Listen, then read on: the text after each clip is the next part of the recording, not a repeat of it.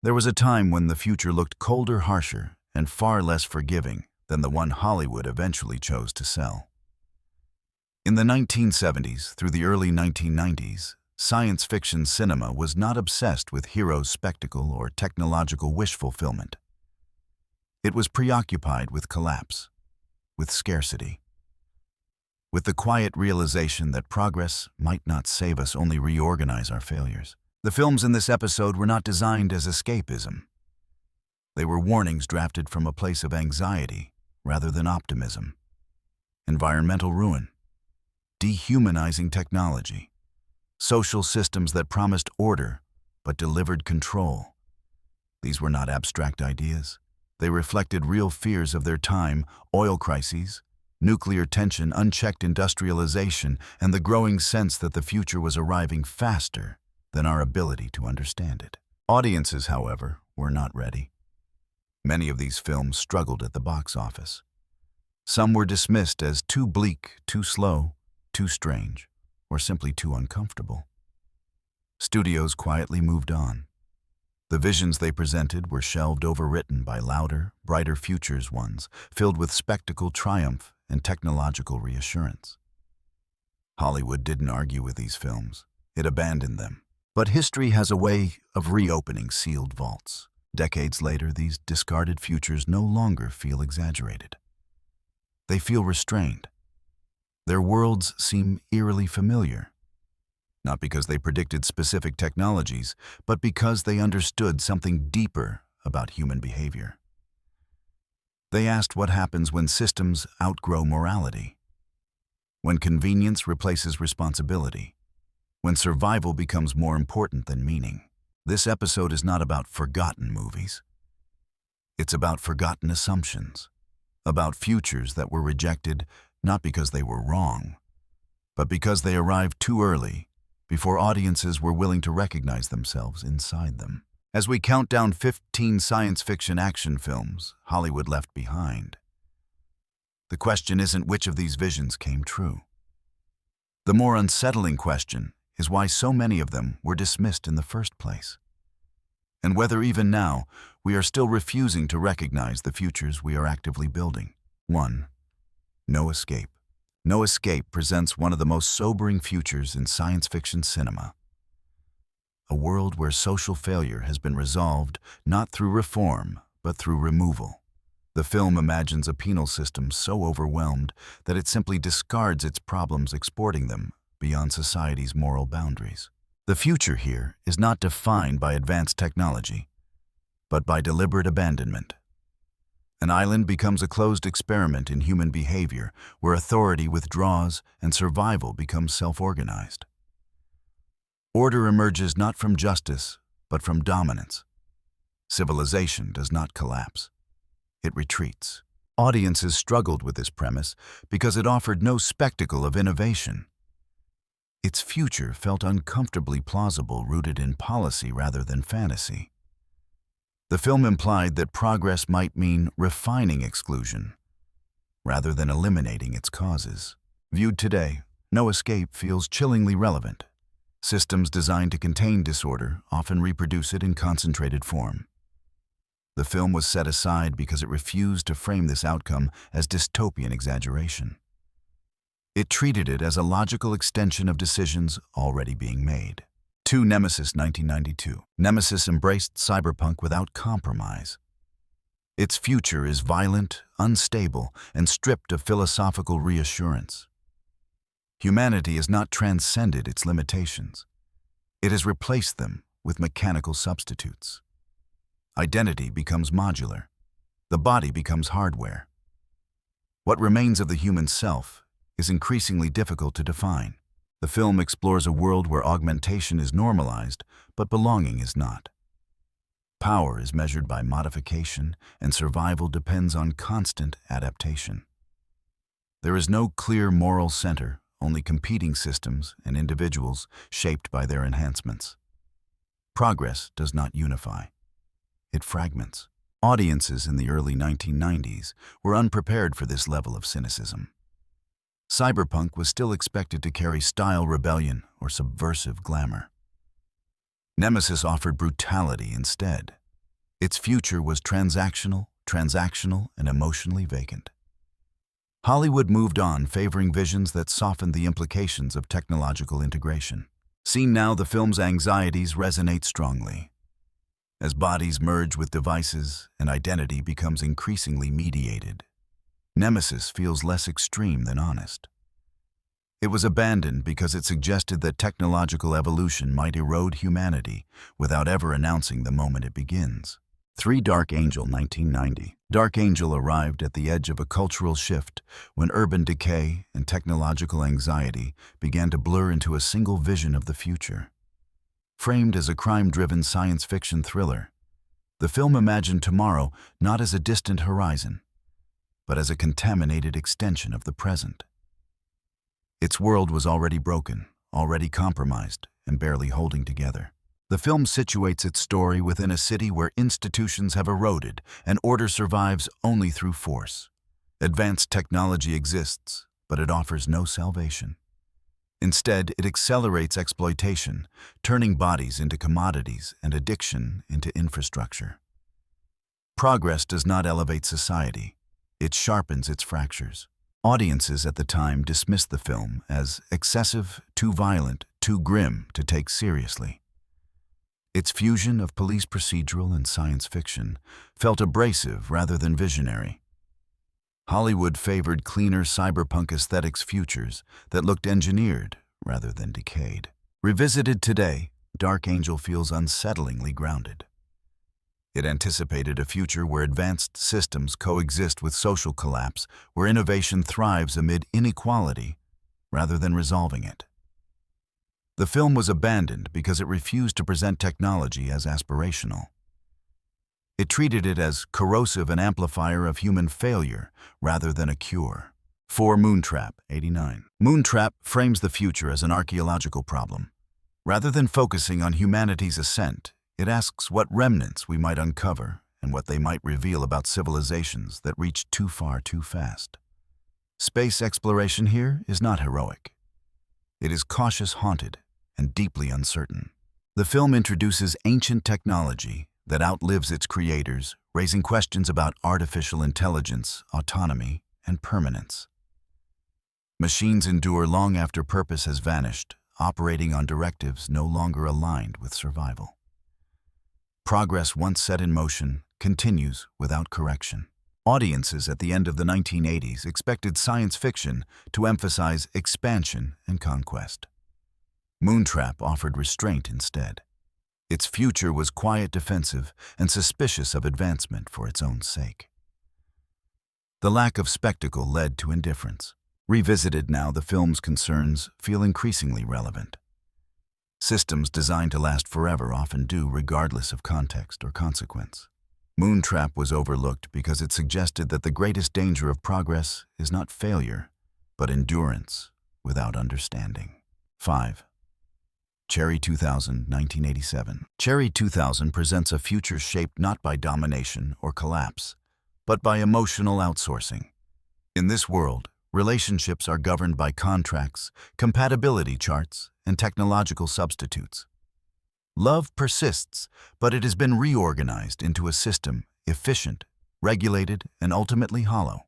The film imagines a society where intimacy is safer when mediated by machines. Emotional risk is minimized. Desire is customizable. What remains is not fulfillment, but convenience. Human connection becomes something to be managed rather than experienced, and authenticity slowly erodes under the promise of control. Audiences struggled with this premise because it felt uncomfortably familiar even at the time. The film refused to mock its future. It treated emotional automation as a logical response to social instability, not a dystopian exaggeration. This subtlety made it difficult to market and easy to misunderstand. Today, Cherry 2000 feels less like retro-futurism and more like social commentary. As technology increasingly shapes how relationships begin, function, and end, the film's quiet unease feels justified. It was abandoned not because it lacked imagination, but because it asked viewers to question whether efficiency and intimacy can truly coexist. 6. The Philadelphia Experiment, 1984. The Philadelphia Experiment approached the future through the language of military experimentation. But its most unsettling ideas had little to do with technology itself. The film imagines progress pursued without psychological foresight, where innovation outpaces responsibility and human cost becomes an acceptable variable. What emerges is not a triumph of science, but a fracture in time that no one is prepared to repair. The story centers on an experiment meant to achieve strategic advantage, yet the consequences are deeply personal. Displacement replaces discovery. Survival becomes disorientation. The future does not welcome its subjects. It rejects them, leaving identity unanchored. Technology succeeds, but the human mind is left behind. Audiences in the 1980s expected time travel to deliver wonder or paradoxical excitement. This film offered neither. Its tone was subdued, its implications unresolved. The trauma of being removed from one's era was treated not as adventure, but as erosion. Hollywood had little patience for a future that emphasized psychological aftermath over spectacle. Seen today, the film resonates as a warning about innovation pursued in isolation from ethics. The cost of progress is rarely immediate and rarely visible. The Philadelphia Experiment was set aside because it implied that some futures once opened cannot be safely re-entered. 7. Cloak and Dagger, 1984. Cloak and Dagger occupies an unusual space between childhood fantasy and technological paranoia. Beneath its surface as an adventure story lies a future defined by blurred boundaries between play and danger, imagination and surveillance, innocence and exposure. The film suggests that technology does not wait for adulthood to exert influence. Its world introduces espionage and digital secrets into the realm of children, collapsing the protective distance between global systems and personal experience. Information becomes weaponized, and imagination becomes a coping mechanism rather than escape. The future arrives not through invasion, but through intrusion. At the time, audiences saw this as a tonal mismatch. Too dark for children, too whimsical for adults. Hollywood struggled to place it and eventually moved on. Its warnings about early exposure to complex systems were overshadowed by louder, more optimistic portrayals of technology. Today, the film's concerns feel strikingly current.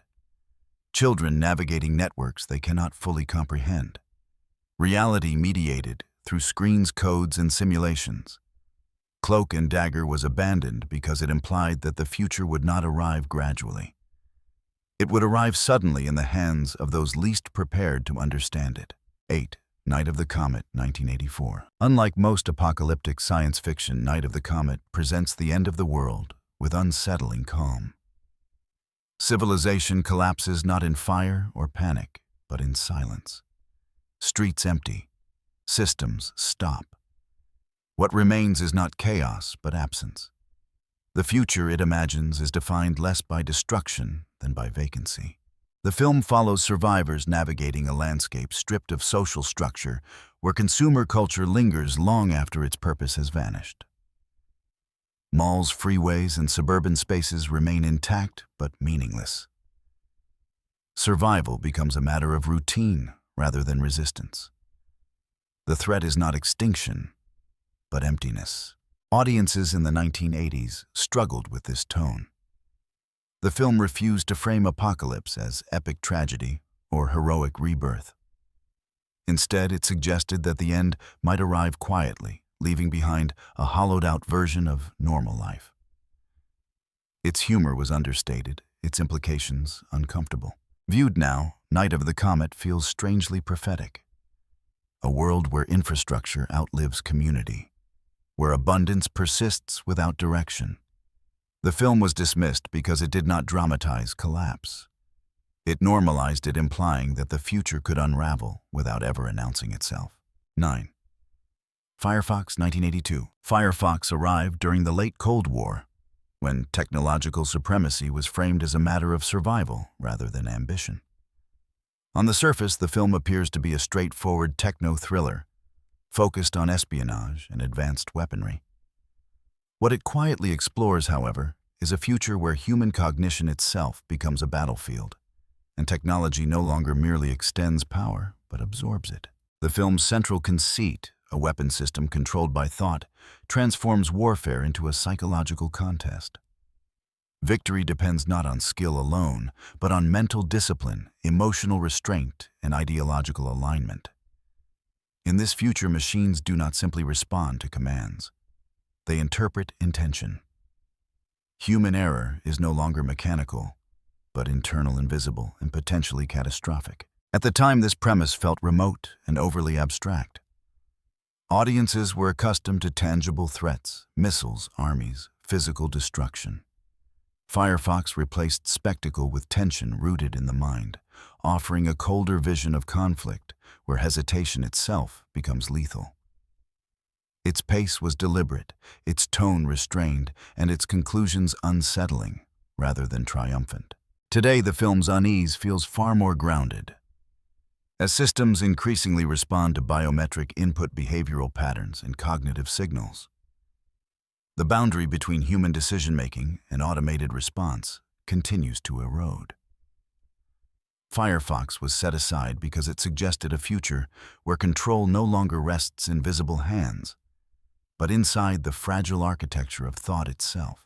10. Wolfen, 1981. At first glance, Wolfen appeared to be a genre hybrid, part crime thriller, part supernatural horror. What it ultimately revealed was a deeply unsettling vision of the modern city as an ecosystem in conflict with forces older than its foundations. The future it presented was not distant or mechanical, but immediate and urban.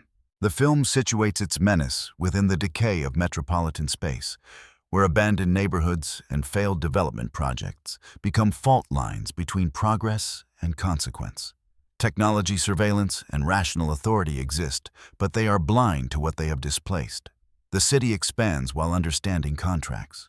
Audiences struggled to categorize this vision. It offered no sleek futurism, no clean divide between humanity and threat. Instead, it suggested that modern systems might awaken responses they cannot control.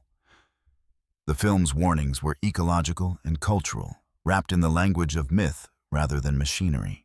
Seen today, Wolfen resonates as a commentary on urban overreach and environmental blindness. It proposed a future where progress does not erase the past, but provokes it. Hollywood moved on because this was not a future that could be marketed as spectacle. It was one that implied accountability, something far harder to sell. 11. The Black Hole, 1979. The Black Hole remains one of the strangest entries in mainstream science fiction. Not because of its setting, but because of its tone. Marketed under the Disney banner, it defied expectations by offering a future steeped in isolation, obsession, and moral decay. Technology here is not liberating. It is devotional, something to be obeyed rather than understood. The film centers on a closed system, drifting at the edge of known space, governed by a figure who has surrendered human ethics in pursuit of mastery. Automation replaces conscience. Order persists long after empathy has vanished. The machines function flawlessly, but the society they preserve is hollow, sustained by routine rather than purpose. Audiences were unsettled by this contradiction. They expected optimism, discovery, or triumph.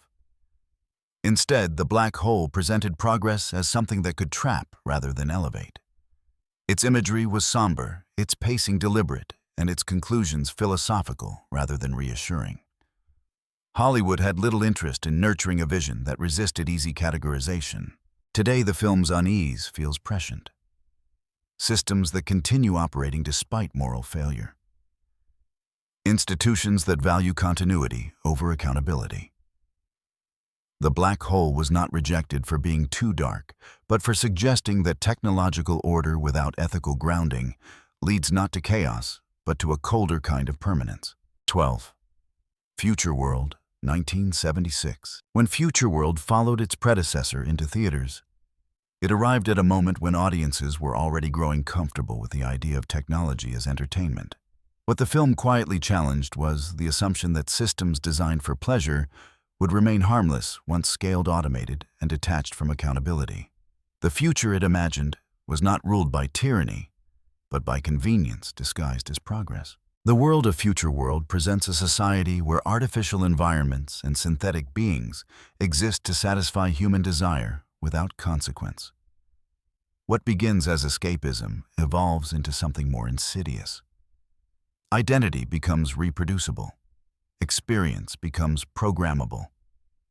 The line between observer and participant dissolves until agency itself feels optional. This is not a future where machines rebel violently, but one where control becomes invisible. At the time, this vision felt overly paranoid. Audiences saw sleek surfaces and theme park spectacle rather than systemic unease. The film was overshadowed by louder science fiction that promised adventure instead of introspection. Its warnings were subtle, embedded in process rather than catastrophe. As a result, they were easy to dismiss. Viewed now, Future World feels less like speculation and more like an early blueprint. Systems built for entertainment quietly shaping behavior. Synthetic experiences replacing genuine risk. The future it warned about was not abandoned because it was implausible, but because it asked viewers to question comforts they were only beginning to enjoy. 13. Damnation Alley, 1977. Damnation Alley emerged during a decade saturated with apocalyptic imagery, yet it stood apart by stripping the end of the world of grandeur. This was not a future of dramatic extinction or heroic rebirth. It was a landscape of erosion, civilization reduced to fragments, survival reduced to logistics. The catastrophe had already passed, and what remained was the slow, grinding aftermath. The film imagines a nuclear-devastated America where survival is defined not by ideals, but by mobility and endurance. Technology exists, but it is no longer transformative. Vehicles become lifelines, weapons become tools, and progress is measured in miles rather than visions. There is no rebuilding ideology here, only the instinct to keep moving forward through ruins that offer no lessons. What made Damnation Alley difficult for audiences was its emotional flatness. The film refuses to romanticize collapse. Its characters are not symbols of rebirth or cautionary heroes. They are exhausted participants in a world that has already failed them. Hope is not eradicated, but it is minimal, fragile, situational, and often irrelevant to the larger trajectory. In the late 1970s, viewers expected science fiction to either inspire awe or deliver warning through spectacle. Damnation Alley did neither.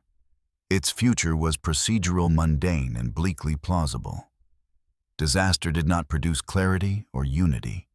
It produced confusion, scarcity, and inertia.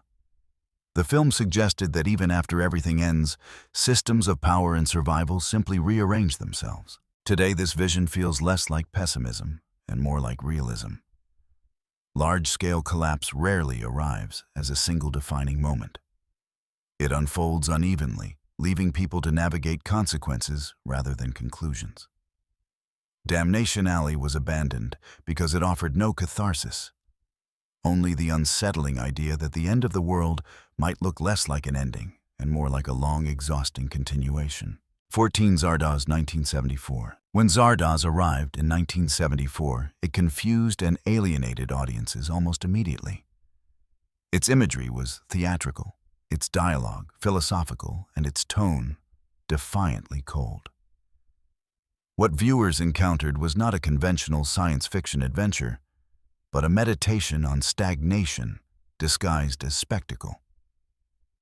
Beneath its strange surface, the film presented a future that had solved survival while quietly destroying purpose. The world of Zardoz is split between the brutal and the eternal. On one side are the violent, short-lived masses who exist to serve. On the other are the immortals insulated by technology, intellect, and artificial harmony. This division is not portrayed as a triumph of evolution, but as a trap. Immortality has not elevated humanity. It has immobilized it. Without death, urgency disappears. Without risk, creativity collapses inward. At the heart of the film's rejection was its refusal to flatter progress. The technologically advanced elite are not enlightened visionaries, but emotionally hollow custodians of a system that has outlived its usefulness. Their society persists not because it works, but because it cannot change. Evolution has been replaced by maintenance. Stability has become decay in slow motion. In the mid-1970s, this vision felt aggressively pessimistic. Audiences were accustomed to science fiction that framed technological advancement as liberation. Zardoz suggested the opposite, that comfort and control could be more corrosive than chaos. Its ideas were delivered without irony or apology, asking viewers to confront existential questions rather than narrative thrills. Viewed today, the film's central fear feels uncomfortably relevant. A society obsessed with longevity optimization and insulation from discomfort risks, losing the very tensions that drive meaning. Zardoz was not abandoned because it lacked imagination, but because it questioned a foundational assumption of modernity, that eliminating struggle would naturally lead to fulfillment. 15. Silent Running, 1972. When Silent Running was released in 1972, it was framed as a modest science fiction drama with an environmental message. What it actually presented was something far more unsettling, a future where the fight to preserve nature had already been lost and society had calmly moved on without regret. There is no sudden catastrophe here. No dramatic apocalypse. The damage has already been done quietly and efficiently. The film imagines a world in which Earth's ecosystems have collapsed to the point that the last surviving forests exist only inside massive spaceborne domes. These artificial Edens are not protected because humanity has rediscovered reverence for nature, but because preservation has become a technical obligation, an archival exercise, rather than a moral one. Nature survives not as life, but as inventory. At the center of this future is a caretaker whose role is less heroic than custodial. His isolation is not only physical, but ideological. He represents a belief system that no longer aligns with institutional priorities. In this world, environmental concern is viewed as sentimental, inefficient, and ultimately expendable. Efficiency, cost reduction, and logistical clarity matter more than memory or meaning. Audiences in the early 1970s struggled with this tone. The film offered no comforting resolution, no triumphant restoration. Its pace was slow, its atmosphere introspective, its conclusion emotionally unresolved. At a time when science fiction was beginning to embrace adventure and spectacle, Silent Running asked viewers to sit with grief instead. Many chose not to. What makes the film disturbing today is not its technology, which now appears primitive, but its emotional accuracy. The idea that environmental collapse would be met not with panic, but with bureaucratic acceptance no longer feels speculative. The notion that preservation would be outsourced, minimized, and eventually deemed unnecessary is uncomfortably familiar. Silent Running did not fail because it exaggerated the future. It failed because it stripped away the illusion that progress and compassion naturally move together. Hollywood abandoned this vision because it offered no easy reassurance, only the suggestion that the future might be quieter, lonelier, and far less heroic than anyone wanted to believe. What these films ultimately reveal is not a failure of imagination, but a failure of timing. Each of these futures was dismissed because it conflicted with the stories people wanted to hear about progress. They were too restrained, too bleak, too unwilling to promise salvation. Hollywood moved on not because these visions were inaccurate, but because they were inconvenient. What makes them unsettling now is how little exaggeration they required. None of these films predicted specific devices or dates. Instead, they examined patterns, how systems behave. Once efficiency replaces ethics, how convenience dulls responsibility, how societies respond when control becomes easier than care.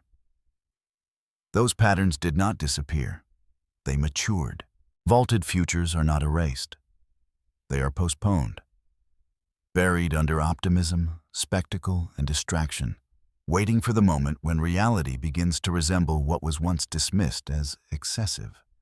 Looking back, these films feel less like warnings and more like quiet documentation. The question is no longer which of these futures came true. The more difficult question is which assumptions we are still clinging to today, despite mounting evidence that they may be wrong. If these stories were ignored once for being too uncomfortable, what futures are we refusing to recognize now? And when today's promises are revisited decades from now, which of them will be labeled as another abandoned future, vaulted not because it was false, but because no one wanted to look at it closely enough?